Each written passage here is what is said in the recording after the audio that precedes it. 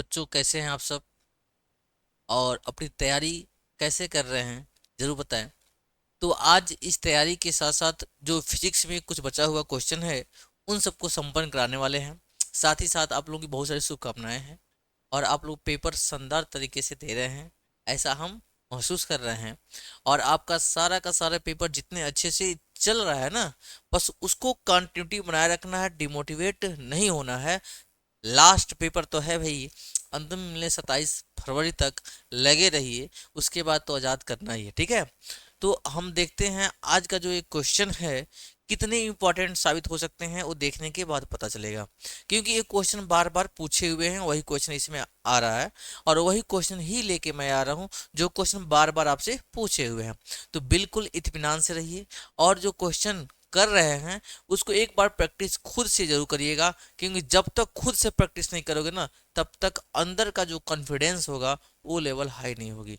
क्योंकि जब क्वेश्चन खुद से सॉल्व करने बैठते हैं हम लोग और एक क्वेश्चन कर देते हैं ना, तो देखना भाई कितना खुशी होती है अंदर से, लगता है अरे वाह हमें भी आ रहा है क्या।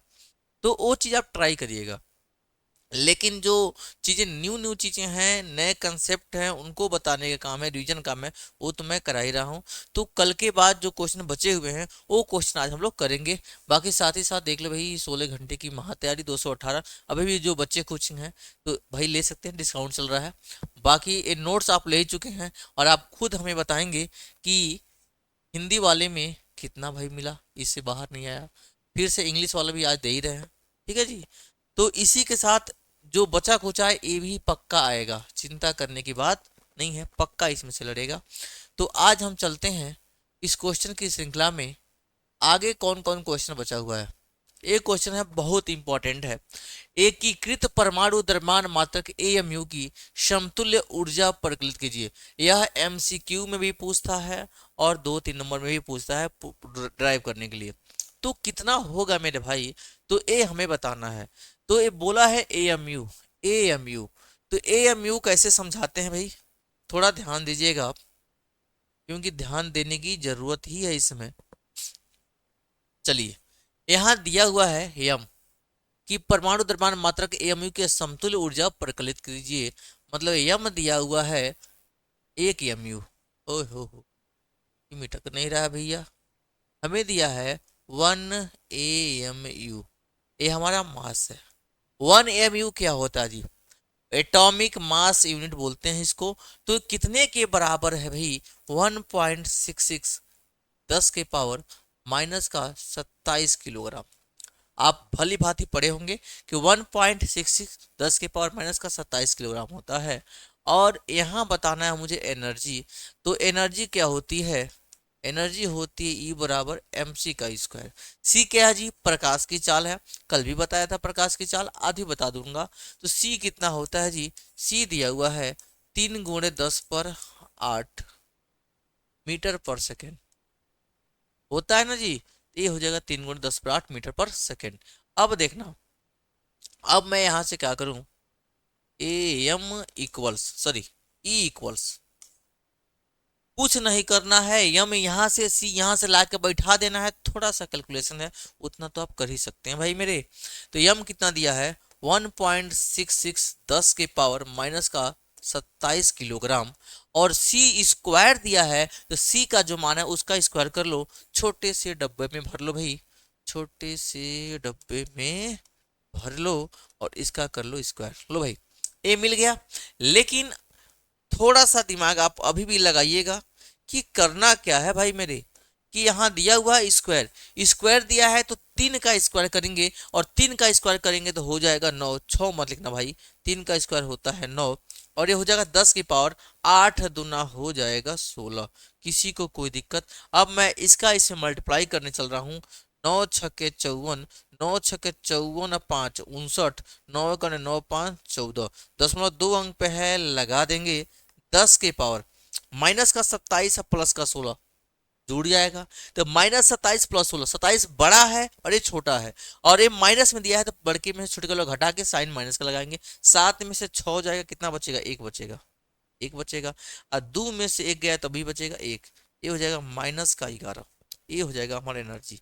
और ये किस में आया है, जूल में आया भाई, जूल में आया है, ठीक है जी। अब मैं इसको बदलूंगा इलेक्ट्रॉन वोल्ट में। एक मिनट थोड़ा सा धैर्य रखो। मैं चाहूं तो लिख सकता हूं E इक्वल टू 1.4 1.4 हरिओ 1.494 10 के पावर। डेसिमल जब आपको बताए थे लेफ्ट साइड में भाग रहा है, ये राइट है, ऐसे खड़े हो जाओ। तो इस साइड में दाहिना है, इस साइड में बायां है। तो बाएं साइड में दशमलव भागेगा तो पावर क्या होता है, एक बढ़ जाता है। तो 4 पे है, एक दशमलव यहाँ भागेगा, यानी 1.4 हो रहा है। तो पावर एगो बढ़ जाएगा, हो जाएगा 10 के पावर -11, एक तो बढ़ जाएगा +1।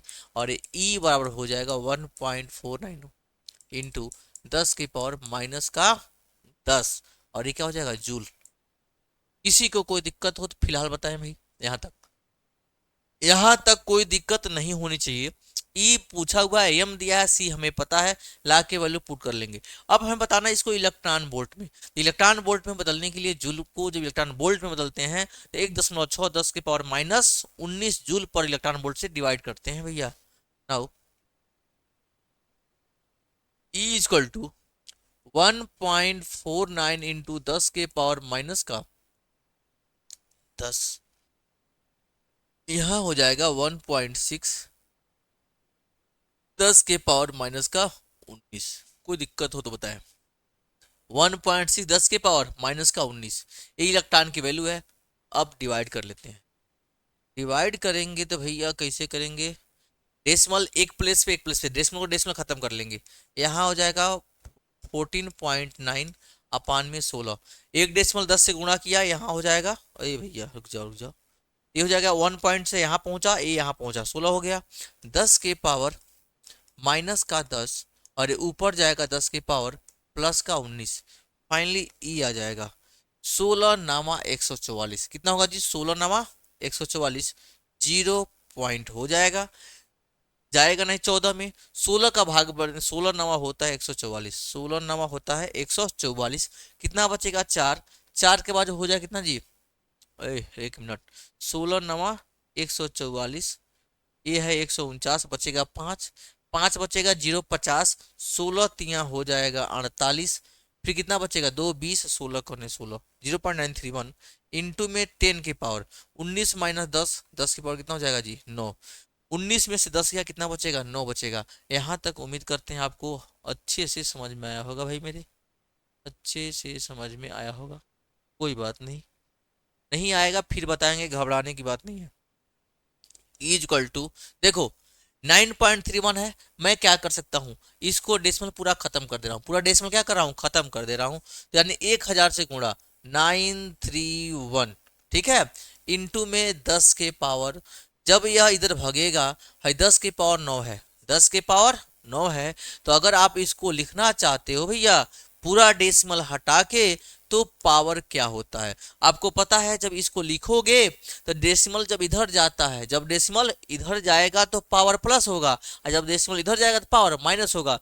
1 2 3 अंक गया है, 10 के पावर हो जाएगा -3 और 10 के पावर हो जाएगा 9। फाइनली हमारा आंसर मिल चुका है 931 इंटू 10 के पावर 6 इलेक्ट्रॉन वोल्ट।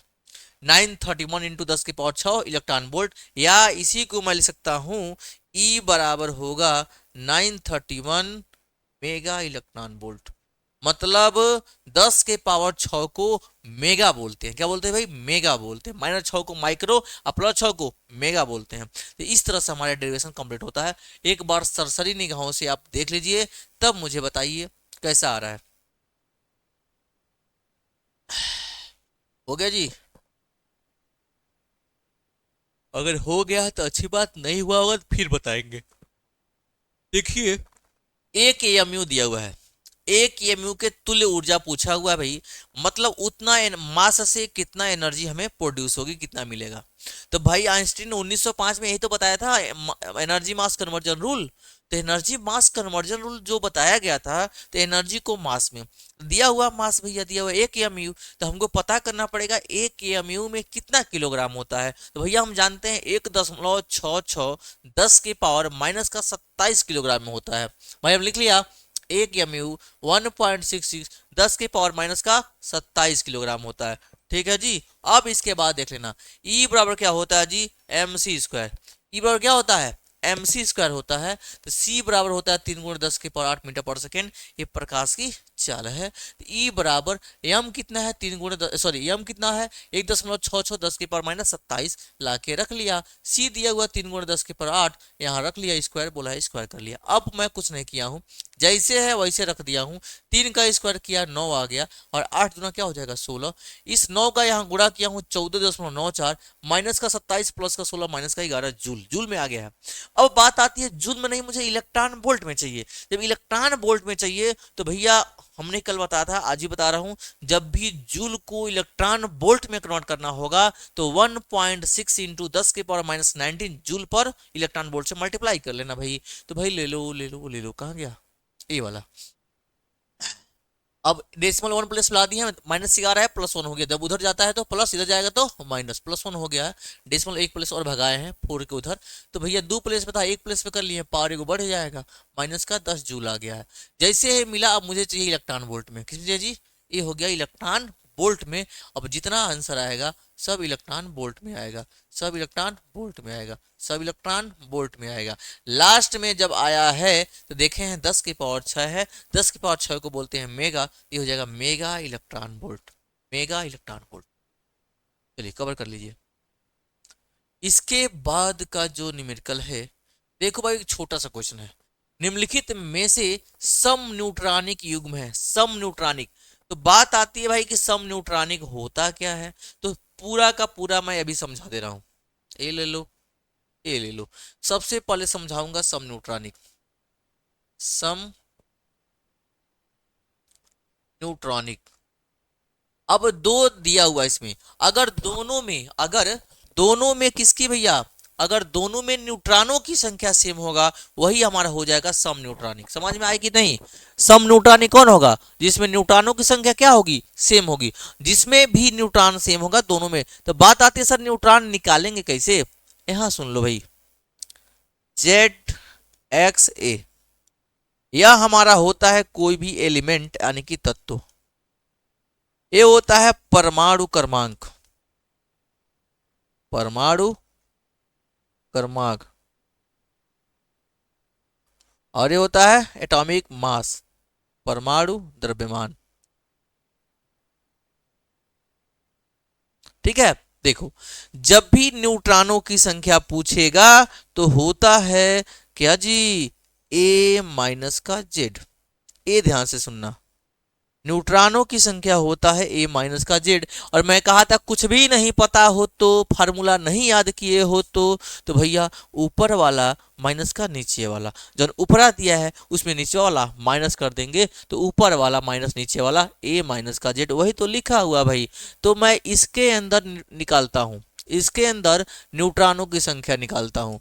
पहले में देखो 14 - 6, 14 - 6 बराबर 16 - 8। देखते हैं बराबर आता है, 14 में से 6 जाएगा बचेगा 8, 16 में से जाएगा 8। ये तो सम न्यूट्रॉनिक पहले ही आपसे मिल गया भैया। यहाँ देखते हैं उसमें 14 - 6, दूसरा में 14 - 6 बराबर 14 माइनस का 7, 14 में से 6 जाएगा 8 और 7 जाएगा बचे 7, नॉट इक्वल टू है, यह सम न्यूट्रॉनिक नहीं होगा। ये 14 में से 6 जाएगा 8 और 17 में से 8 जाएगा 9, तो ये भी नहीं होगा। 14 में 6 जाएगा 8, 13 में 7 जाएगा 6, तो नहीं है। तो हमें देखना है किसमें न्यूट्रॉनों की संख्या क्या है, सेम है। जिसमें न्यूट्रॉनों की संख्या सेम होगी उसी को बोलते हैं सम, का मतलब होता है समान, न्यूट्रॉनिक मतलब न्यूट्रॉन, मतलब दो ऐसे तत्व जिनमें न्यूट्रॉनों की संख्या क्या हो, सेम हो, उसको बोलते हैं सम न्यूट्रॉनिक। बुझाया, बुझाया भैया, ये होता है सम न्यूट्रॉनिक। समझ में आ गई।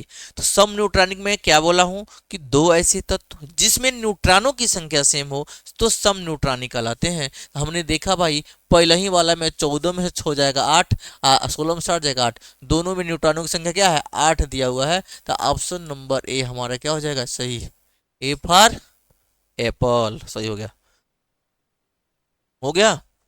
चलिए अगला क्वेश्चन।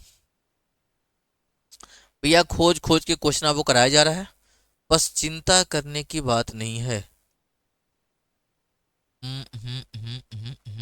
ये भी करा दिया गया है। ये देखो बहुत मोस्ट इंपॉर्टेंट क्वेश्चन लिख लीजिएगा इसको। मोस्ट इंपॉर्टेंट न्यूमेरिकल है, मोस्ट इंपॉर्टेंट न्यूमेरिकल है। बादल घेरा है, हो सकता है बरस जाए 27 तारीख को, 27 को बरसने वाला है भाई। तो जितना बादल मैं लगा रहा हूँ सारे बादल को आप क्या करिएगा, इकट्ठा करके रखिएगा। हो सके उस दिन बारिश हो जाए। अगर बारिश हो गई तो भाई बादल बोर्ड में नहीं आपके दिमाग में होना चाहिए, तभी वहां बारिश होगा, ठीक है। तो ध्यान से सुन लीजिए, दिया हुआ है प्रोटॉन तथा अल्फा कण की डी ब्रोगली तरंग समान हो, दोनों की डी ब्रोगली वेवलेंथ यानी तरंग क्या दिया है, समान दिया हुआ है, तो उनकी चालों में अनुपात क्या होगा। क्वेश्चन दिया है यम अल्फा बराबर 4, मतलब मास ऑफ अल्फा 4 गुना है मास ऑफ किसके, प्रोटॉन के, ठीक है भाई।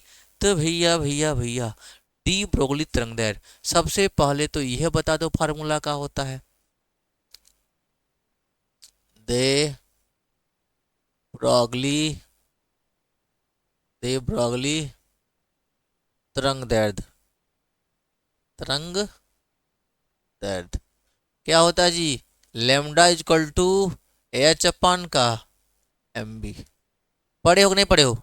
Lambda is equal to H upon का पी मोमेंटम संवेग भी होता है, संवेग होता है एम बी, तो एम बी भी होता है, ठीक है। तो घबराने का नहीं। तो lambda is equal to H upon M B, ये फार्मूला मुझे पता है। क्वेश्चन बोला है प्रोटॉन तथा अल्फा कण की द्रव्यमान तरंग। तो अगर प्रोटॉन के लिए बात करें, अगर मैं बात करूं किसके लिए जी, प्रोटॉन के लिए, तो लेमडा किसका, प्रोटॉन का, लेमडा किसका, प्रोटॉन का, एच अपान, तो मास किसका, प्रोटॉन का, वेलोसिटी किसका, प्रोटॉन का। किसी को कोई दिक्कत हो तो बताए, यह इक्वेशन नंबर हो जाएगा फर्स्ट। किसी को कोई दिक्कत, ये हो गया पहला वाला क्वेश्चन। फिर बोला है अल्फा कण की डी ब्रोगली तरंग, अल्फा पार्टिकल के लिए, अल्फा अल्फा कण के लिए, जब अल्फा कण के लिए निकालेंगे तो lambda alpha equal to H upon हो जाएगा mass of alpha into velocity of alpha. Equation में हो जाएगा हमारा सेकेंड। दोनों को मैं लिख दिया हूं फार्मूले के अकॉर्डिंग। अब बोल रहा है उनकी चालों का अनुपात भी पी और भी अल्फा, ये हमसे पूछ रहा है कि अनुपात क्या होगा। तो मैं क्या करूंगा भैया, क्या करूंगा, बोला है लेमडा पी लेमडा अल्फा दोनों बराबर है, तरंग दर क्या दिया है, समान है। तो प्रश्नानुसार बात करूंगा भाई, प्रश्नानुसार,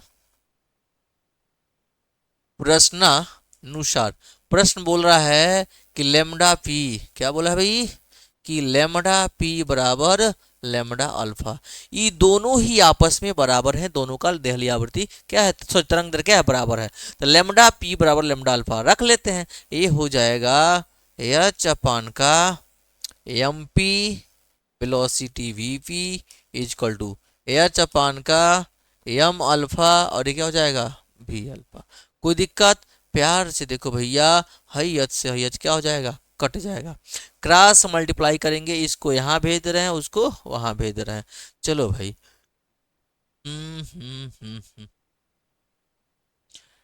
हो तो उनकी चालों का अनुपात क्या होगा, देखो इसको यहाँ भेज लो, यहाँ जाएगा एम अल्फा इंटू भी अल्फा बराबर, ये उधर जाएगा इसके सीट पर एम प्रोटॉन भी प्रोटॉन क्या होगा। अब क्वेश्चन ने कुछ हमसे बोल रखा है, जहां एम अल्फा दिया हुआ है वहां 4 मासा प्रोटॉन लिख लो, बस कहानी खत्म। जहां एम अल्फा दिया हुआ है वहां क्या रख लोगे जी, रख लेते हैं। चूंकि एम अल्फा बराबर 4 गुणे मास ऑफ प्रोटॉन, यहीं से कहानी हो गई खत्म, बाय बाय टाटा।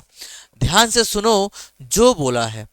तो भैया अगर मैं चाहूँ तो यहाँ से इसको यहाँ भेज दूँ, तो थोड़ा थोड़ा सा मैं सिखा दूँ आपको। तो भैया एम अल्फा है क्या जी, एम अल्फा है ये मास ऑफ प्रोटॉन, उसको उधर भेज देंगे, नीचे हो जाएगा मास ऑफ प्रोटॉन। कोई दिक्कत, इज इक्वल टू, अब हो जाएगा ये क्या दिया, वेलोसिटी ऑफ प्रोटॉन, वही पहले प्रोटॉन, नीचे वेलोसिटी ऑफ, ये अल्फा इधर आ जाएगा वेलोसिटी ऑफ अल्फा, यही बताना है। तो यम अल्फा के जगह पर देखो, यम अल्फा के जगह पर 4 गुणे मास ऑफ प्रोटॉन लिखोगे तो ये हो जाएगा 4 गुणे मास ऑफ प्रोटॉन, निचवा हो जाएगा mass of proton equal to velocity of proton velocity upon alpha. Proton वाले से प्रोटॉन घट खत्म हो गया। यहाँ देखो mass of velocity of proton upon velocity of alpha equal to 4/1, यही आ गया। चाहो तो और इसको सुधृत तरीके से लिख सकते हो। कैसे भैया मेरा? तो यहाँ ध्यान से सुन लेना, यहाँ ध्यान से सुन लेना। अर्थात अर्थात देखो, velocity of proton ratio velocity of alpha equal to 4:1, 4:1 भैया। ए ले लो, ए ले लो भैया। Velocity of proton upon velocity of alpha equal to 4 ratio क्या होता है? 1 होता है। एक बार सरसरी निगाहों से देख लीजिए, एक बार सरसरी निगाहों से देख लीजिए इसको, तो फिर मैं बता दूं, तो फिर मैं बता दूं। हो गया, एक बार देख लीजिए। देखिए क्वेश्चन बहुत ही शानदार है, कैलकुलेशन कुछ है ये नहीं है इसमें। कैलकुलेशन नाम से तो भाई वैसे वर्जित है, ये कैलकुलेशन आपको करना ही नहीं है। बस खाली फार्मूला पुट कर लेना है, जो कट पिट गया उसको काट देना है। अपने मन से कुछ करना ही नहीं है। जैसे जैसे वो बोल रहे हैं वैसे वैसे इनकी बातों सुन लीजिएगा बस, और कुछ अपने मन से नहीं करना है।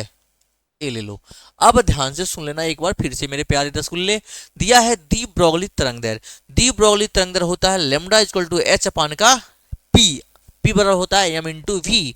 पी यानी होता है मोमेंटम संवेग, संवेग होता है द्रव्यमान गुण वेग। याद कर दे, द्रव्यमान गुण वेग कहते हैं संवेग, याद कर लीजिएगा भैया। तो लेमडा पी एच पान में एम पी भी भी हो गया, इसी इक्वेशन से मैं बनाया, इक्वेशन नंबर फर्स्ट हो गया। फिर अल्फा के लिए निकालूंगा तो लेमडा अल्फा एच तो सेम है भैया, एम अल्फा वी अल्फा हो जाएगा, इक्वेशन सेकेंड हो गया। अब कह रहा है क्वेश्चन दोनों का तरंग दैर्घ्य आपस में इक्वल है, तो प्रश्नानुसार lambda P equal to lambda alpha. प्रश्न बोल रहा है, मैं नहीं बोल रहा हूँ, प्रश्न बोला मैंने रख दिया, दोनों की वैल्यू निकाला हूँ, ला के मैं रख दिया, यस से यस कट गया।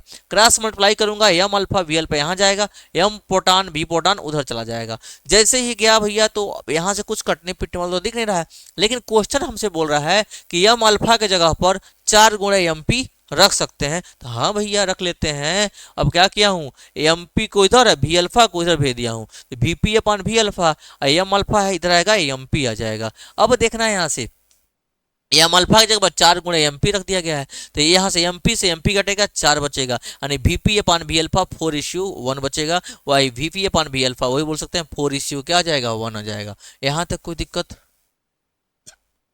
यहाँ तक कोई दिक्कत हो तो बताएं। इसके आगे देखते हैं, चलिए इसका स्क्रीनशॉट ले लीजिए। इसके आगे कौन सा क्वेश्चन है भाई? डेरिवेशन है, बीच बीच में थोड़ा डेरिवेशन भी होना जरूरी है। देखो भाई क्वेश्चन कितना लगातार पूछा हुआ है। बोल रहा है तरंगाग्र से क्या तात्पर्य है, हाइगेंस के तरंगाग्र संबंधी सिद्धांत की व्याख्या करके परावर्तन के नियमों की व्याख्या करिए। भैया ये मोस्ट मोस्ट इंपॉर्टेंट है, मोस्ट मोस्ट इंपॉर्टेंट है। फिर बोला हाइगेंस के द्वितीय तरंगाओं का सिद्धांत समझाइए, इसके आधार पर प्रकाश के प्रवर्तन की व्याख्या की। हर बात में प्रवर्तन की व्याख्या, प्रवर्तन की व्याख्या ही पूछा हुआ है। तो प्रवर्तन की व्याख्या बताने के लिए तो थोड़ा समय आपको एक चीज बता दूं कि परावर्तन होता क्या है। तो परावर्तन आपने पढ़ा है कि जब कोई प्रकाश की किरण किसी चमकदार सतह पर आपतित होता है, आता है, तो उससे टकरा कर उसी माध्यम में वापस लौट के चला जाता है। प्रकाश की इस घटना को प्रकाश का परावर्तन कहते हैं। बाउंसिंग का होता है, रिटर्निंग बैक हो जाता है, जैसे टकराएगा रिटर्न होके चला आता है। अगर परावर्तन नहीं होता तो भैया आप हमें देख नहीं पाते। समझ में आ गया? कोई भी ऑब्जेक्ट दिखाई दे रहा है तो प्रकाश के परावर्तन की वजह से ही दिखाई दे रहा है। प्रकाश का परावर्तन नहीं होगा तो ऑब्जेक्ट मुझे दिखाई नहीं देगी। तो परावर्तन का बहुत बड़ा रोल है। तो प्रकाश के परावर्तन के कितने नियम है? 2 नियम है। और 2 नियम है कौन कौन जी? पहला जी आपतित किरण, परावर्तित किरण और आपतन बिंदु पर अभिलंब तीनों एक ही तल में होते हैं। और दूसरा नियम उन्होंने क्या बताया था? आपतन कोण साइन सॉरी आपतन कोण और प्रवर्तन कोण हमेशा आपस में बराबर होते हैं। यह है प्रवर्तन का दूसरा नियम। तो कह रहा है भैया अगर दिमाग लगा के ये दोनों प्रूव कर लेंगे तरंग के रूप में, इन दोनों को प्रूव कर लेते हैं I = R, तो आपका भी बेरा हो जाएगा पार। तो चिंता करने की बात नहीं है। चल रहे हैं अब हम इसी को प्रूव करने। समझ में आया कि नहीं आया? ठीक है, आते हैं। देखो भाई, तो तरंगाग्र क्या है? तो तरंगाग्र कुछ नहीं है, नया चीज नहीं है। तरंगाग्र एक समान कला में मूव कर रहे तरंगों का, जो तरंग है मूव कर रहे हैं, उनके बीच में जो खींचा गया जो रेखा होती है वही एक काल्पनिक रेखा है। तरंगाग्र एक प्रकार का काल्पनिक रेखा है जो समान रूप से कंपन करते हुए तरंगों के तरंगों की दिशा को क्या करता है, खींच के बनाया जाता है। तो वह जो तरंग है, जो तरंगाग्र है, कई प्रकार का होता है। जैसे मैं आपको पढ़ा दिया हूं, जो तरंगाग्र है, अगर कहीं कोई बिंदु स्रोत है, क्या जी बिंदु स्रोत है, तो उसके वजह से जो तरंगाग्र होता है सर्कल आकार का होता है। अगर कहीं रॉड वाला था, आपको बताए थे मरकरी, तो सिलेंडर वाला हो जाता है। ठीक है भैया, और कहीं दूर है तो पैरेलल समतल दिखाई देता है। ये सारी कहानी हो चुकी है। तो भैया मैं इसका डेरिवेशन करा दे रहा हूँ। डेरिवेशन बहुत आसान है, डेरिवेशन बहुत आसान है। पहले मैं फिगर समझाऊंगा, फिगर समझ में आ जाएगा तो भैया आप कमेंट करके बताइएगा कि सर जी फिगरवा तो बुझा गया, आगे बताइए। तो ध्यान से सुनिएगा फिगर। सबसे पहले ये देखो, ये है हमारा कोई समतल पृष्ठ, और इस समतल पृष्ठ पर आ रही हैं प्रकाश की किरणें। कहाँ आ रही हैं जी? प्रकाश की किरणें। और वह प्रकाश की किरण तरंग के रूप में आ रही है। वह प्रकाश की किरण तरंग के रूप में आ रही है। देखना यहां से, ये ऐसे आ रही थी, ये आया भैया, ऐसे आ रहा था। इसका नाम है ए और इसका नाम क्या है बी। ध्यान से सुनना, यह तरंग के रूप में आ रही थी। जैसे दोनों आई तो पहले ए टकरा जाएगा। जैसे ए टकराएगा, क्या बोल रहे हैं, जैसे ए टकराएगा तो इसका हो जाएगा परावर्तन, तो इसका हो जाएगा भैया मेरे, और इसका हो जाएगा परावर्तन। लो भाई, हो गया परिवर्तन। जब तक ये इधर जाएगा तब तक कुछ समय लगेगा, ये भी यहां से आ ही रहा होगा। थोड़ा सा भैया कलर चेंज कर समझा दें, ये वाला, ए हे, हम्म, हम्म, हम्म। तब तक ये यहां से इधर पहुंचेगा। किसी को दिक्कत? तो हम लोग क्या करेंगे कि मीडियम सेम है। मीडियम क्या है जी? सेम है। मीडियम हमारा क्या है जी? एक के जैसा है। तो वेलोसिटी क्या होगा? सेम होगा। वेलोसिटी क्या होगा? सेम होगा। टाइम क्या होगा? टी होगा। तो टी समय में जितना बी यहाँ पहुंचेगा ए डैश के पास, कहाँ पहुंचेगा? ए डैश पहुंचेगा। उसके बाद इसका भी हो जाएगा रिफ्लेक्शन, ऐसे निकल जाएगा। तो ए हो जाएगा, ए बी आ रहा था, यहाँ एक नॉर्मल ड्रा करते हैं, ये है हमारा नॉर्मल। ठीक उसी प्रकार यहाँ भी एक नॉर्मल करते हैं, ये हो जाएगा हमारा नॉर्मल। अब ध्यान से सुनना, इसके बाद करना क्या है। आप इंच पटरी ले लिए होंगे, कंपास लिए होंगे, लंगड़ा प्रकार जैसे बोलते हैं लिए होंगे, पेन से लगा लेना। अब मैं कह रहा हूं कि पहले माध्यम में जितने समय में यहां से यहां टी समय में चला, टी समय में कहाँ पहुंचा यहाँ, तो उतना ही समय में यह बी ए वाला कहीं और पहुंच गया होगा। जितने समय में यह बी यहां से यहां पहुंचा, उतना ही समय में यह टकरा करके इधर कहीं पहुंच गया होगा। तो सेम समय में सेम दूरी तय करेगा। तो मैं ऐसे करके नाप लूंगा कि कितना लंबा है, और यहाँ एक आर्क बना दूंगा। क्या बना दूंगा? आर्क बना दूंगा, और इसी आर्क से ऐसे मिला दिया जाएगा। ठीक है, इसी आर्क से इसको मिला दिया जाएगा। किसी को कोई दिक्कत नहीं होनी चाहिए। बात समझ में आया कि नहीं आया भाई? एज फिगर बन गया। अब मुझे बात करेंगे कि इसका नामकरण करें। ई हो जाएगा बी डैश। क्या हो जाएगा जी? ई हो जाएगा बी डैश। चलो, ये हो जाएगा बी डैश। इस तरह से हमारा फिगर बन के हो गया है तैयार। फिगर बन के हो गया है तैयार। तो मुझे प्रूव करना है। यहाँ सबसे पहला बात दिमाग में लगाइएगा, एंगल आई बराबर एंगल आर। अगर प्रूव करने में हम सक्षम हो जाते हैं तो कहेंगे भैया बाय बाय टाटा। देखो, यह एंगल होता है आई, यह एंगल क्या होगा जी? आई होगा। जब यह एंगल आई होगा तो भैया कहने की कुछ बतिए नहीं है। तो ध्यान से सुन लेना, जो ए एंगल है, ए की भी कितना होता है जी? आई। और इस वाले में यह एंगल है, ये कितना होता है जी? आर। समझ में आ गई? अब कहोगे सर समझाइए कहाँ से आया। तो भैया मैं बताया हूँ पहले कहाँ से आई आया है, कहाँ से आई आया है। लेकिन एग्जाम में दिमाग ज़्यादा लगाने की जरूरत नहीं है। इस समय आप किसी का चाम का खाल मत खींचिएगा, सीधे सीधे हो गया काम खत्म, निकल जाइएगा, क्योंकि एग्जामिनर पूछने नहीं आएगा और आपको इसमें नंबर से मतलब है, इसलिए मैं समझा दे रहा हूँ। तो इधर वाला जो ट्रायंगल है, ये बड़का वाला ट्रायंगल है, इसका ए आर हो गया, और ये छोटका वाला ट्रायंगल ए दिया है, इसका क्या दिया है, ए दिया है आई। तो ये आई हो गया और क्या हो जाएगा, आर हो जाएगा। तो दो त्रिभुज लिया जाएगा। तो दो त्रिभुज है, यहाँ देख लेना, ए बी कितना होगा 90 डिग्री, और ये भी कितना हो जाएगा 90 डिग्री। दोनों ही 90-90 पे है। कहोगे तो बता दूंगा भैया मेरे, हाई पूरा हो जाएगा आई, तो ये हो जाएगा हाई 90 माइनस का आई, 90 माइनस का आई। फिर से कहोगे कि हाई कितना हो जाएगा पूरा, हाई कितना हो जाएगा, हाई देखो ये पूरा 90 होगा ना, इस पे दिया हुआ है, नॉर्मल ड्रा किए हुए हैं, जब नॉर्मल ड्रा किए हैं तो ये पूरा 90 होगा। जब ये पूरा 90 होगा, यहाँ से यहाँ तक हो जाएगा 90। तो भैया हम कहेंगे सर हाई तो आई है, यहाँ से इधर गया है तो आर है, तो कैसे निकालेंगे 90 माइनस 90 माइनस आई, कैसे हो जाएगा जी, इस पूरे में से घटा लो 90 माइनस, हमको पता है आई होगा, तो 90 माइनस आई, आई माइनस 90 माइनस ए हे क्या होता है जी, 90 माइनस आई प्लस का,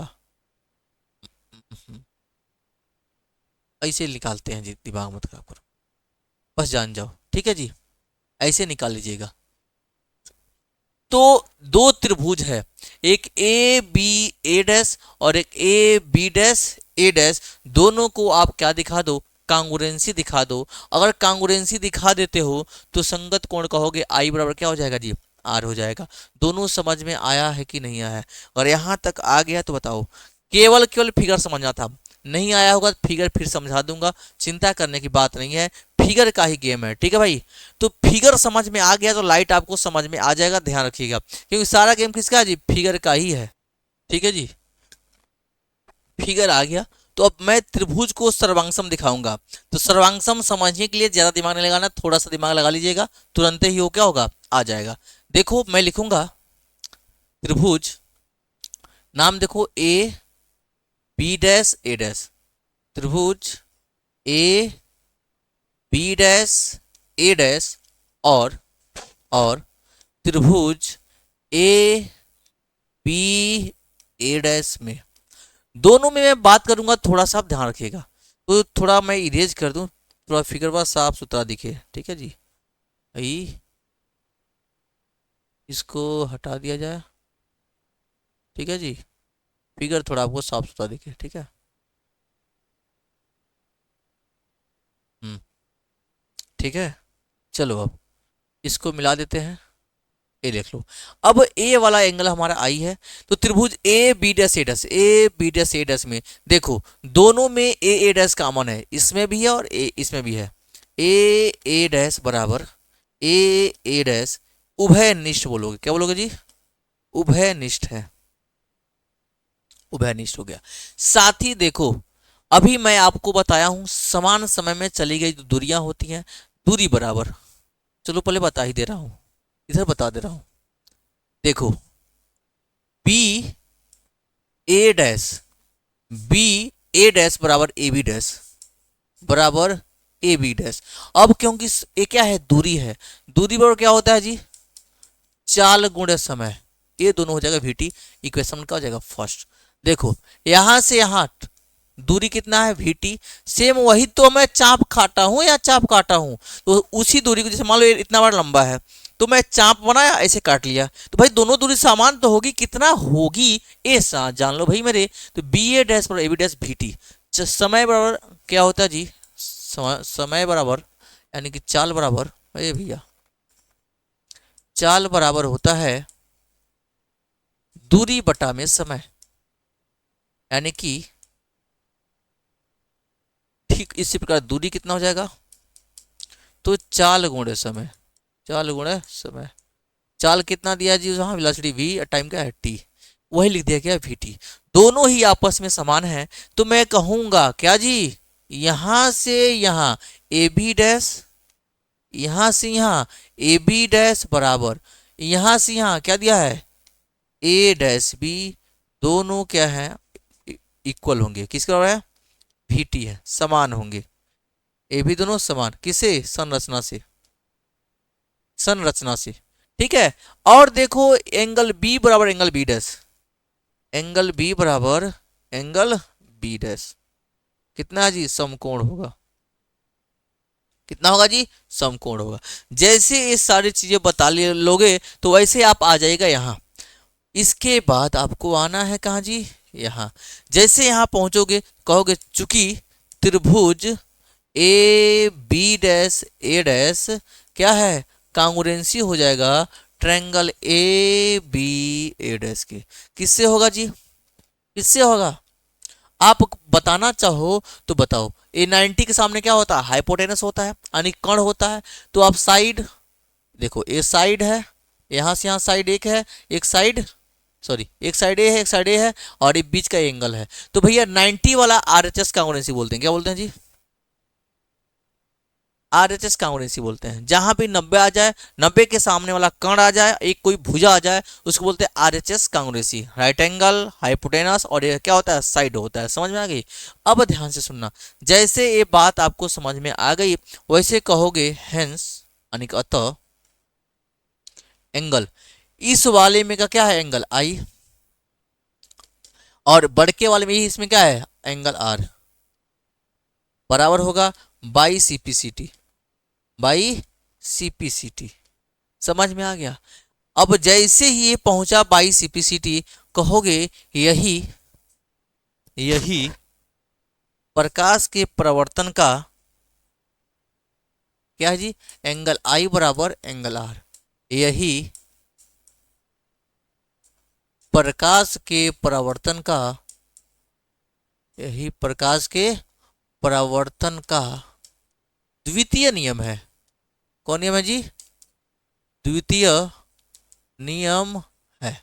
तो ये हो गया द्वितीय नियम। तो प्रथम नियम क्या है, और प्रथम नियम क्या है जी, आपतित तरंगाग्र परावर्तित, आपतित तरंगाग्र परावर्तित तरंगाग्र, तरंगाग्र, आपतित तरंगाग्र प्रवर्तित तरंगाग्र और आपतन बिंदु पर अभिलंब, आपतन बिंदु पर अभिलंब तीनों एक ही तल में है, तीनों एक ही तल में हैं। ये तीनों क्या होंगे, एक ही तल में हैं। यही यही प्रकाश के परावर्तन, यही प्रकाश के परावर्तन का प्रथम नियम है। यही प्रकाश के प्रवर्तन का प्रथम नियम है। तो ये हाइगेंस साहब ने प्रूव किया था भाई, हाइगेंस साहब ने।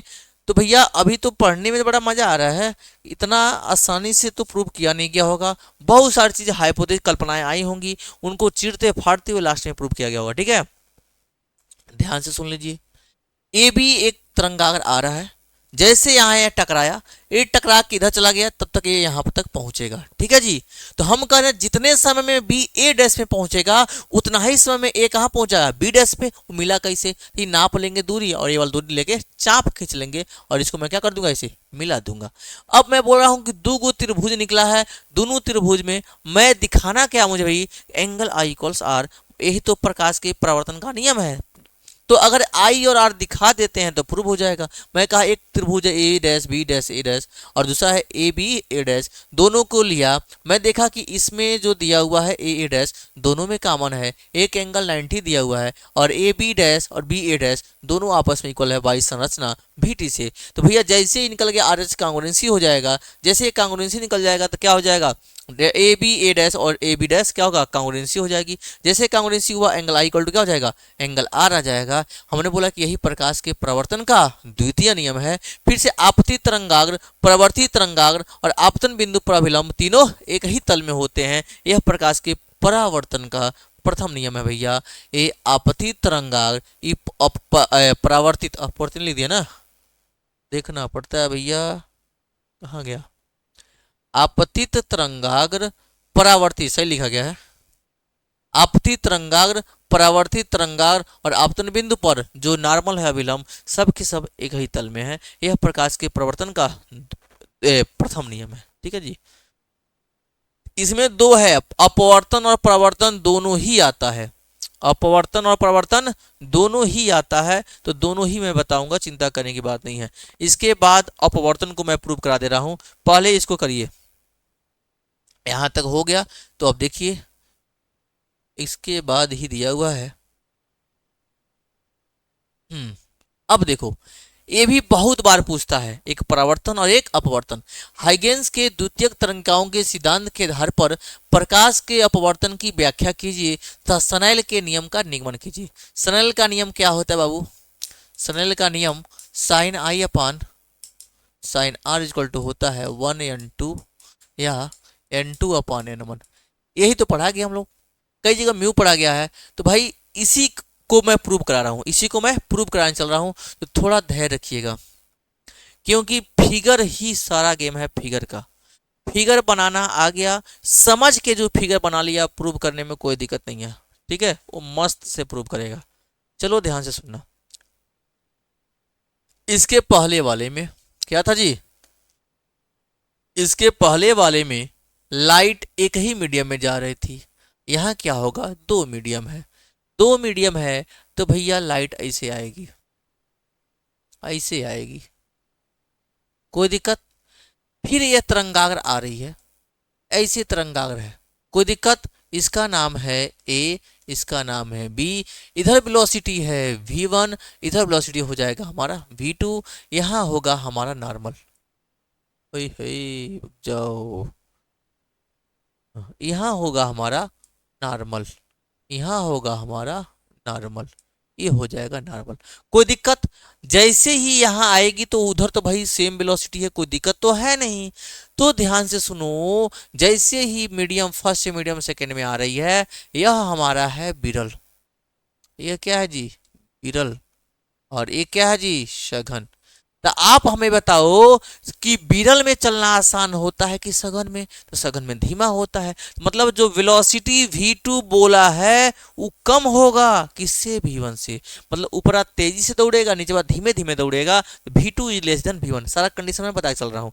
जैसे यहाँ जाएगा सघन में तो बेंड हो जाएगा, क्या हो जाएगा जी? बेंड हो जाएगा। और ये भी जाएगा तो क्या हो जाएगा? बेंड हो जाएगा।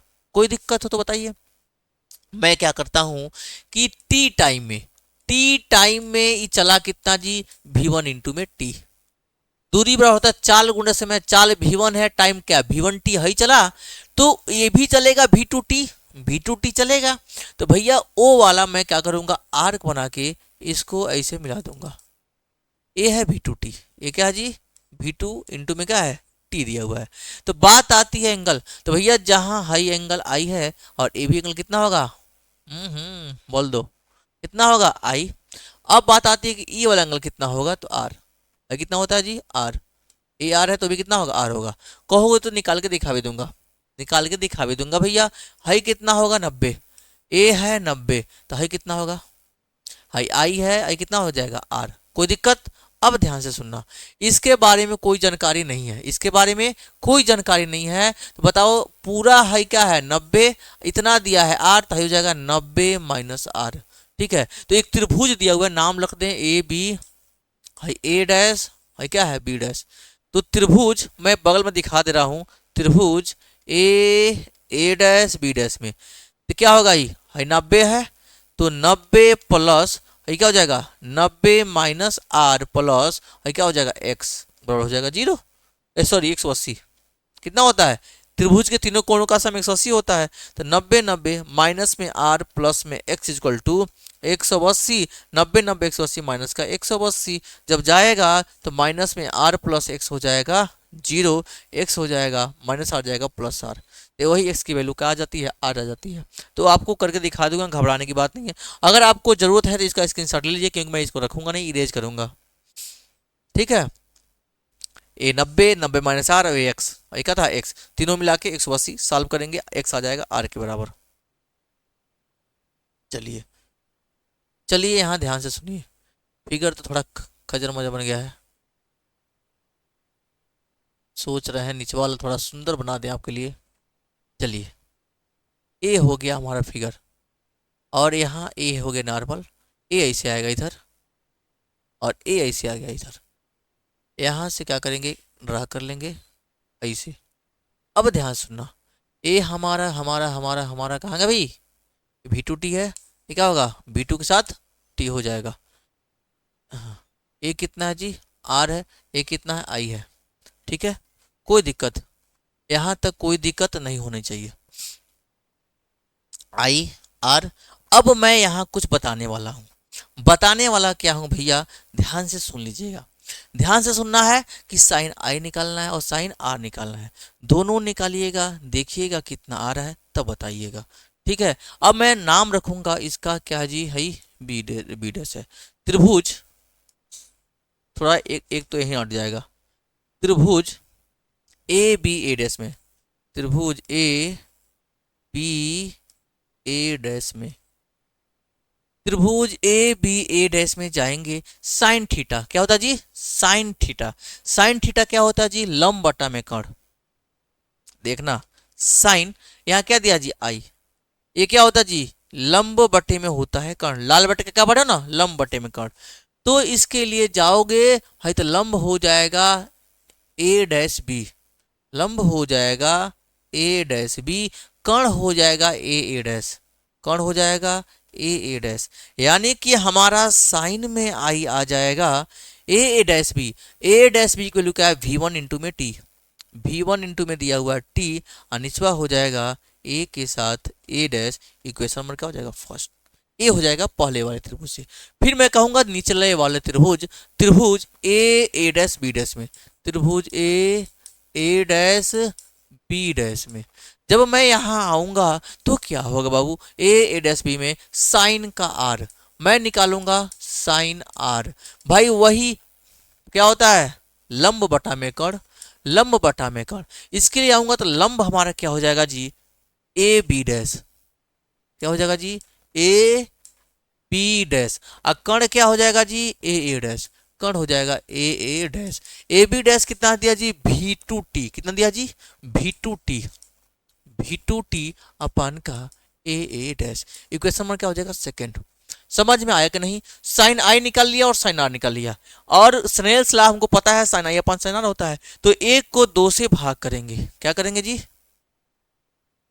समीकरण एक भागे समीकरण दो, जैसे ही दोनों को हम लोग भाग करेंगे तो क्या हो जाएगा, देखना यहां से, sine I upon sine are equal to, I कितना है V1T, V1T upon A dash, V1T upon A dash, divide करना है तो ये लो भाई डिवाइड कर लिया, ए क्या दिया जी V2T, V2T upon A dash, कोई दिक्कत, तरीका सिखाया गया है आपको, V1T अपान ए डैश, भागे के जगह पर गुणा होता है पलटी मार जाता है, ए डैश ऊपर हो जाएगा, V2T हो जाएगा नीचे, जो कटने वाला है काट लो, टी से क्या कट गया टी, कोई दिक्कत, कोई दिक्कत, सब नहीं काटो भाई, सब नहीं काटो, सब नहीं काटो, ये हो जाएगा sine I upon sine are equal to,